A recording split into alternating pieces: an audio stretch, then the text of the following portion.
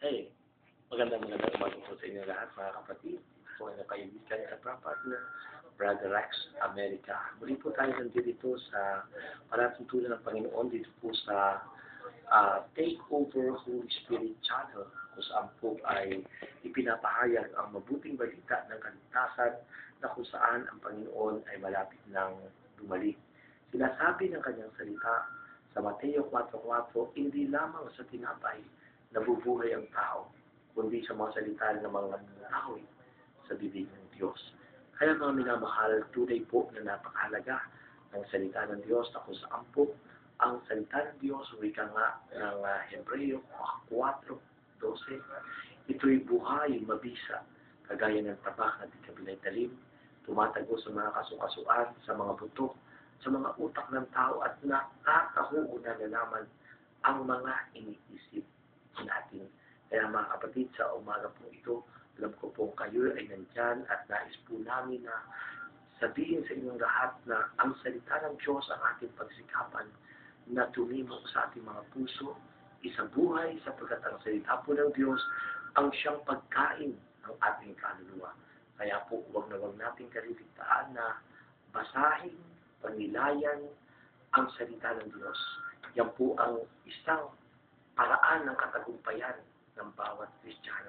Wika po ng aklat ni Propeta Josue. Sabi po sa Joshua chapter 1 verse 8, huwag mong kaliligtaang basahin ang aklat na iyon. Dili-diliin mo yun araw at gabi upang matupad ang nasusulat doon upang ikaw ay umulan at magtagumpay sa iyong buhay.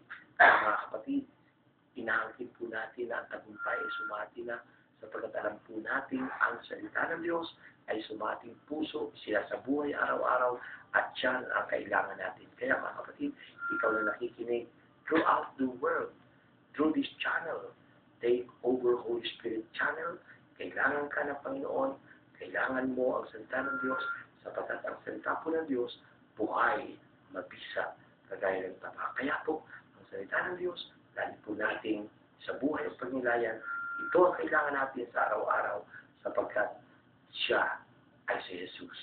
Diba? Sabi nga po ng John chapter 1 verse 1, sa pasimula pa inaaraw na yung salita, kasama ng Diyos ang salita, at ang salita ay Diyos. In other words, kung tayo tumatanggap sa salita ng Diyos, tinatanggap natin ang Diyos mismo, si Kristo Jesus, na ating Panginoon, tagapagligtas ng ating buhay mula ngayon at magpakailanman. Kaya kapatid, walang ibang tagapagligtas kundi si Kristo lamang, ang buhay na salita ng Diyos na nakipamayan sa atin ng katawang tao upang tayong lahat ay iligtas ngayon at magpakailanman. Mga kapatid, ito po ang inyong kapatid, kaibigan, partner, Brother Rex America, lagi nagsasabi sa inyong, if God is for us, who can be against us? And take over Holy Spirit. Kung kayo po napagpala ng broadcast, pwede po kayong mag-email sa aking email address, rexamerica@yahoo.com.ph or takeoverholyspirit.gmail.com. God bless you and bye-bye.